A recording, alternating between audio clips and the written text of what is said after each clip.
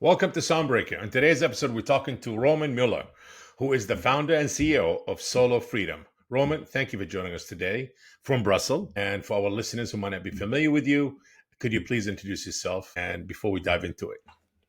Sure, man. Thank you very much. Thank you for having me. So like you said, I'm My Roman. I'm pleasure. from Brussels. I own a company where I help CEOs and entrepreneurs brand themselves on LinkedIn at the moment. And I also do music production for TV, films, and recording artists. That's it. Amazing. So pretty much, pretty much, you got your hands full in the entertainment, from music to film and TV. Love it. They all go together hand in hand, anyhow. Yeah, Yes, for you sure. cannot have one without the other. For sure, yeah. Roman, what got you, if we go back a bit to your early days of starting, Mm. whether in your teenage or a bit later, what really got you on that path? Say, you know what, this is what I want to do. I want to be involved in the Yeah. entertainment industry, with music, film, and TV, and all of that. What was the driving motivational force that said, hey, this is what I want? I like it. I love it. It's funny. I didn't realize that music and entertainment was even an industry or a business until I was like 18. I got into music at a very early age. I started playing music when I was 6 years old, so that's almost 25 years ago. My grandmother was a classically trained pianist, and through her, I started playing the That's a good piano. way. Yeah, so I started very young, just out of passion. Went through tons of different styles of music. My parents weren't musicians themselves, but for some reason it was always in me. And then I moved to the UK at 18 because I was going to university there, and I went through very standard academic studies. And then by the end of my second year of my bachelor's degree, I I started asking myself some questions, because everyone's asking you, what do you want to do when you graduate, and like, what are you going to do? And like, your parents want you to become a lawyer, a doctor, go into real estate, go into business, do an MBA, whatever. And I was like, look, I understand there's this thing called the record music business, and I started networking really. I started going to conferences, going to talks, trying to meet people, and because I was living in London, I met a guy who took me under his wing at Warner Music. Just took me in for, I think it was a week or 10 days, and he just introduced me to a bunch of departments at Warner Music, and that's how I started getting a sort of broad overview as to what record labels actually do. And that's how So I you got started into you started as an intern. Sorry, not to interrupt. yeah, You started yeah, as an intern at Warner Music Group mhm, in the UK. yeah, that's right. I think the official title then was work experience, because I didn't even have a contract. The guy literally just took me in out of his own goodwill, and we became really good friends. And then from there, I went to Universal Music. I was I was an intern at Universal in what they used to call, I don't know if it's still called that at the moment, but it used to be called Universal Music and Brands, which is basically Universal Music's own advertising agency, basically, where they do partnerships between artists and brands. And I was working in marketing there on the international team, which means we were taking care of international deals and what they called international artists, which basically means the frontline roster.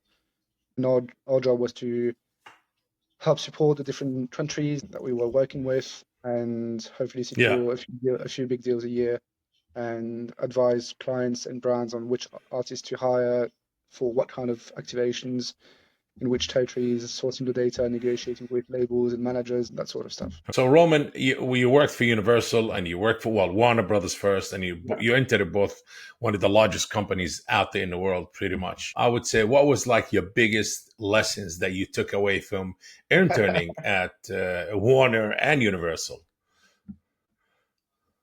That record labels are basically investment banks for artists. So they're not they're not what you would call artist first companies, in my view, to be honest. Because Well, you you go into worked there, so you would know. yeah, I mean, you, music is something that you get into out of passion. It's not something that you get Correct. into because you want to make tons of money.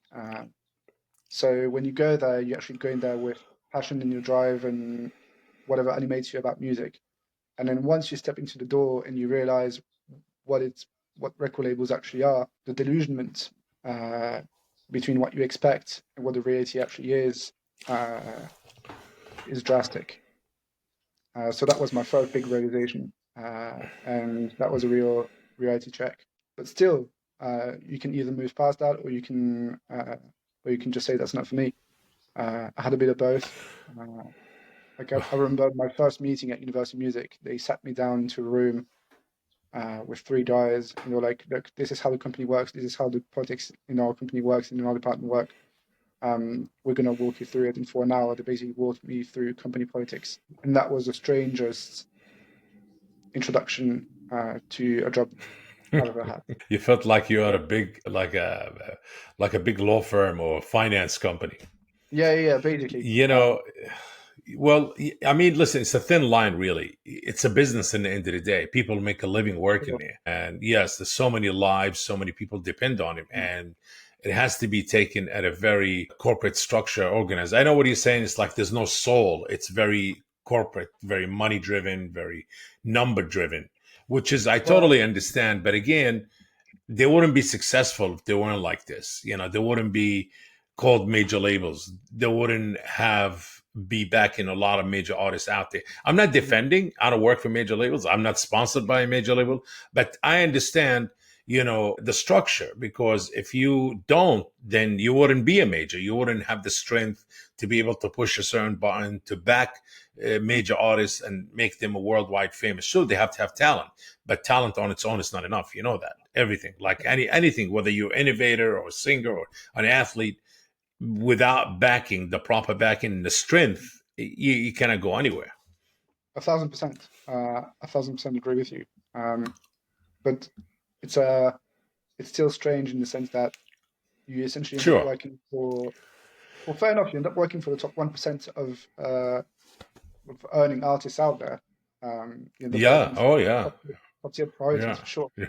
So Yes. Yes. Yes. most of the time, you actually work for artists whose music you don't really particularly enjoy, but they happen to be the ones working around the world at the moment, which is perfectly fine. Correct. It's just Yes. it's Yes. just something they need to be aware of. What I say, what was your biggest projects you worked on both, either Universal or Warner or both? Like something like, wow, I can't believe I'm working with this artist on that artist project. So a few things. All at Warner Music, because I started at Warner's, went to Universal, and then went back to Warner's. And so the second time I was at Warner's, I was working on artist projects, meaning albums, singles, tours, on the international side. Still very much Hmm. low in terms of where I was standing at the company, but some of the projects that I ended up working on were Dua Lipa's first number one album in the world, Future Nostalgia. Did a bunch of digital stuff for that. I worked on one of Stormzy's albums, one of Coldplay's albums. I did PR for Lianne La Havas. Hmm. I basically had to introduce her to radios around Europe for the promotion of one of her albums. Um, and she didn't even go through management or through anything. So I literally had Lianne La Havas on the phone, and I was liaising with radios at the same time. Um, Amazing. and I think I still have a private number. But yeah, those are some of the projects that I ended up working on. And then at Universal, interesting story. We had the global summit for the department, so we brought everyone who was running the brand side of things at Universal worldwide from every territory that we were working with, and we did a showcase show. And one of the artists at the showcase show was a young girl of, I think she was 12 or 13, and her name is Billie Yeah. Eilish. And so we got to see Billie Eilish way before she was who she is now. She just released Ocean Eyes at the time, which was her first big breakout single. Wow. And yeah, she was there with us in a room of like 200 people. Unbelievable. So You that's see cool. how an artist being built Yeah, sure. and the growth. Yes, Yeah, it's something interesting. You're really interesting. It's like it's like a science. They have a scientific method into it to yeah. I build mean, artists and to get him to it's that all, level. yeah. I mean, it's all like followers, views, engagement on socials, Yeah, and streams, and then big process. Yeah, yeah, yeah. yeah, yeah. Roman, what made you switch from music to tech, and how also did you how did you manage to build a $1 million tech agency? You know, I, I, and I I it's just not my agency, and I didn't build a $1 million agency. But so the switch happened because of COVID, really. So I was working at Warner's, and I was working on the international side of things. mm, And COVID hit the world in March of 2020. And yes, I remember us walking into the office on the Thursday or the Friday. I think it was like 14th or 16th of March or something. And uh-huh. they all told us, look, the That office was the beginning of COVID. I think it was the beginning.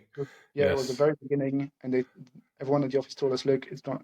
There's a global pandemic. We're gonna be closing the office for 3 weeks, and in 3 weeks we're gonna be back. And I had two major problems at the time. One was Brexit. Basically, when you live in the UK and you're not native to the UK, you have to have, or at least you used to have a certain kind of status. Uh, and at the time, it was called pre-settled status. And I wasn't qualifying for that status just because I hadn't lived and paid taxes in the UK for long enough.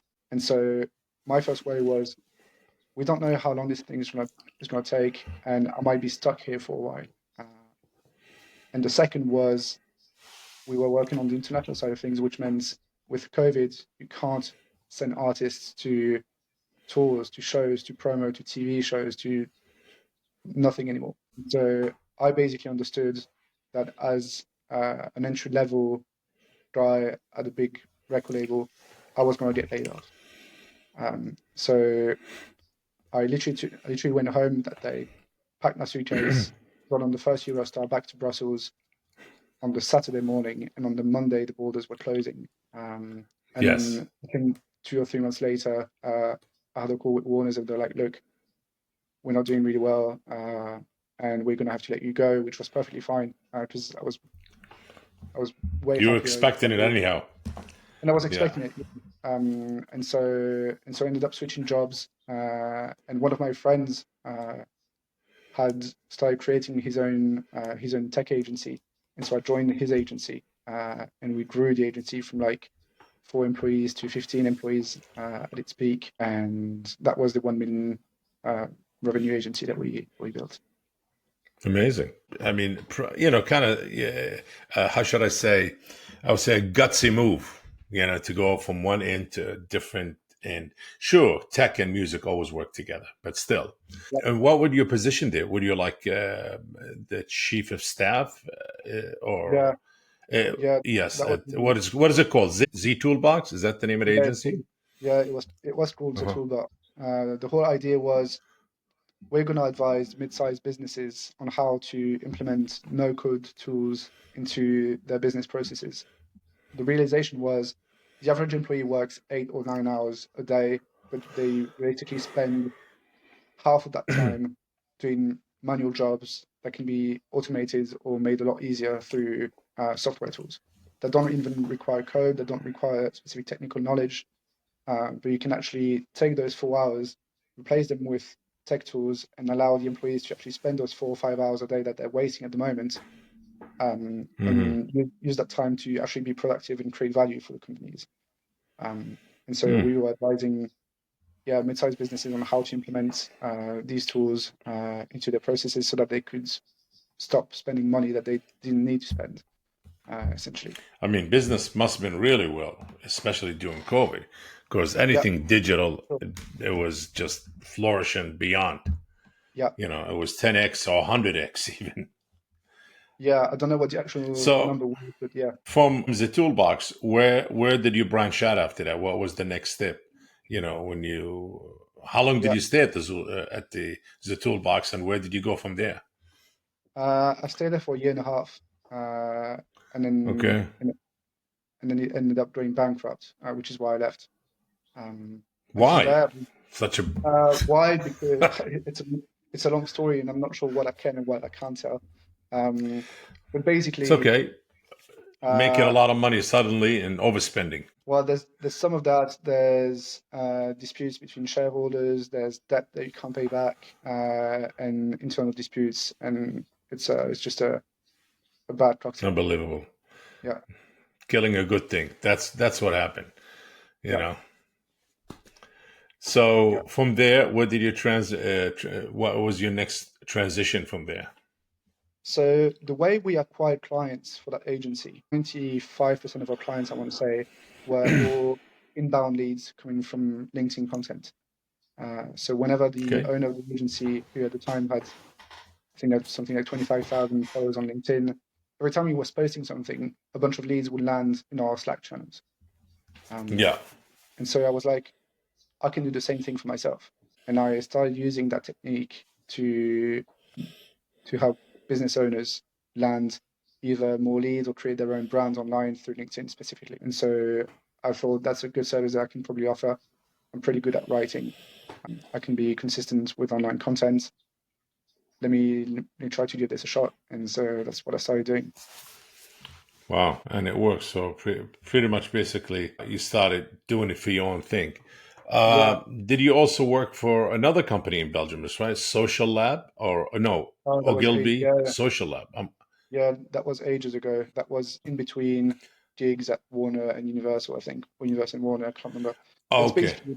it's basically a Uh-huh. digital agency owned by the Ogilvy Group, the big US advertising group.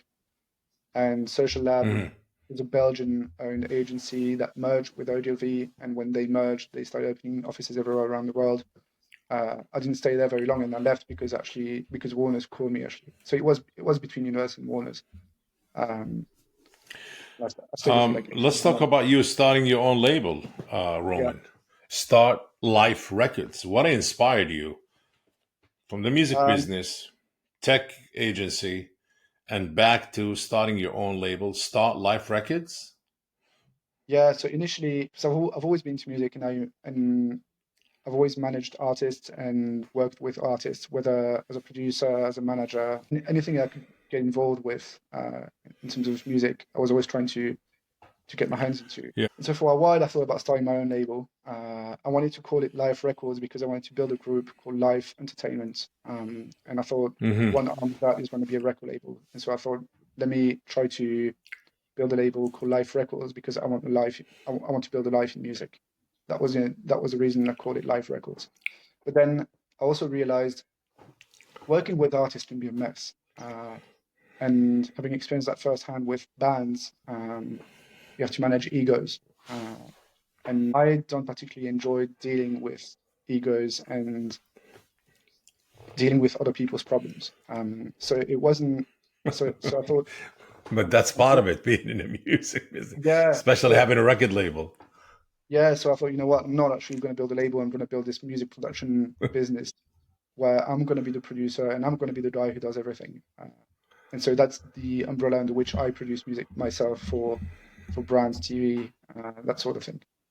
I also use it Oh, to amazing. create Okay. music for some artists here and there who ask for my services. Um, but the majority of the business that's going through that is just me producing music for clients. So basically, pretty much, the whole focus of the production company was more sync deals. Yeah, correct, correct. Very, very clever. And how did that go? That's doing all right. I have a bunch of clients. Have documentary producers. I have Hmm. brands. I have advertising agencies. Yeah, and some are on retainers, Well, some are on a case by case basis. going back to the tech side of it, Yeah, let's talk about your role in Brussels Blockchain Week. yeah, And as a lot of even people in the music business integrating a lot of record labels, a lot of production companies. Blockchain is becoming a big thing, part of the music tech side of it. for sure. The Brussels Blockchain Week is an organization created by two friends of mine because they just realized, look, there's blockchain weeks everywhere in the world, but in Brussels, Yes. there's one particular reason why Brussels is interesting is because Brussels is full of EU stakeholders.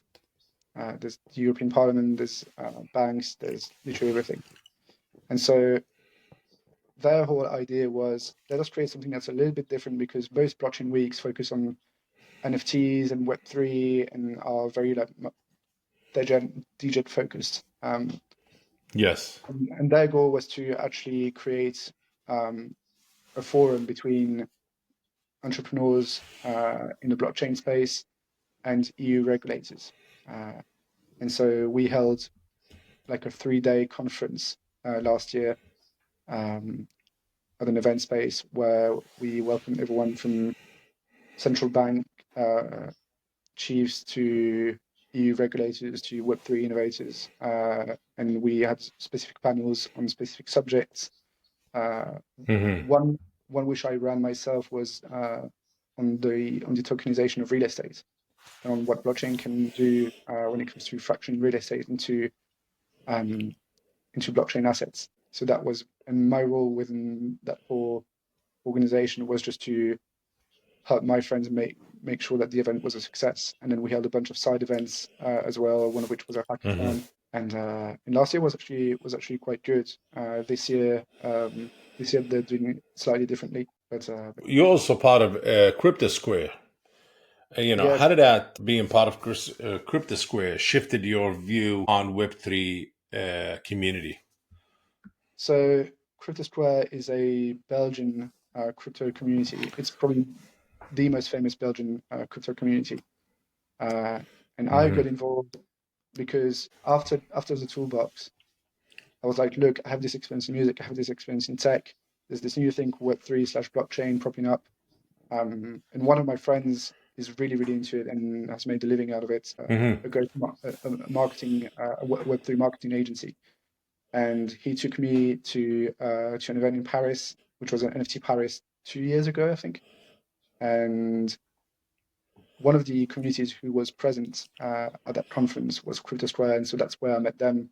Which, funny enough, they're Belgian and based in Brussels, but we met in Paris. And Yeah. so I basically just joined the community. I signed up, bought the NFT, which was a membership card, and started attending their events and meetups. Met everyone there, and I'm still friends with them today. And now I actually make music for them. So yeah, Amazing.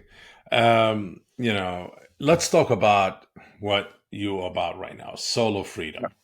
yeah. And, what was the purpose behind it? What was the vision, the goal? What made you start it? And, and obviously, let's talk, we need to talk about also the exciting part of it, helping solopreneurs. Yeah, That's, I guess, the vision of solo freedom. I love the word solopreneurs. yeah. So the whole idea behind that was I knew I wanted to create my own thing, and I asked myself, okay, what kind of business do I want, and what kind of life do I want, and what sort of business actually fits the life that I want. Um, Yes. and I knew I didn't want business partners, and I knew I didn't want employees. So I knew I wanted to be solo, and just because I've seen the agency world.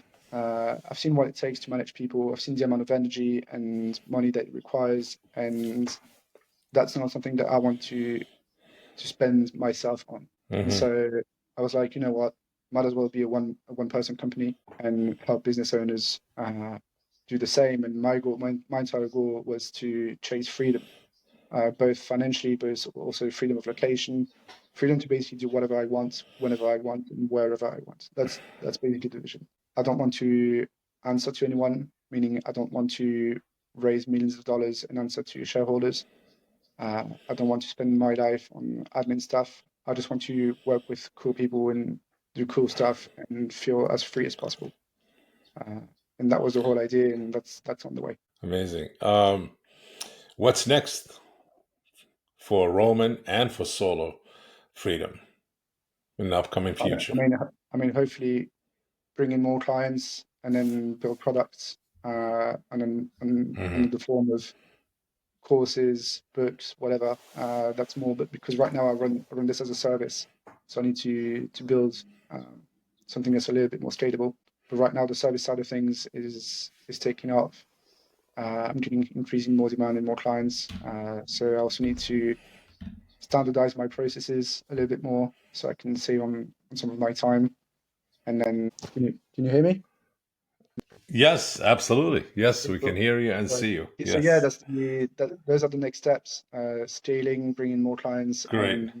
and optimize processes. Any advices for for the upcoming solopreneurs that try to explore the world of entrepreneurship and say, hey, you know what, we are solopreneurs and we want to carve our own path in this world? Any advice that you Yeah, would like to share for our viewers and listeners?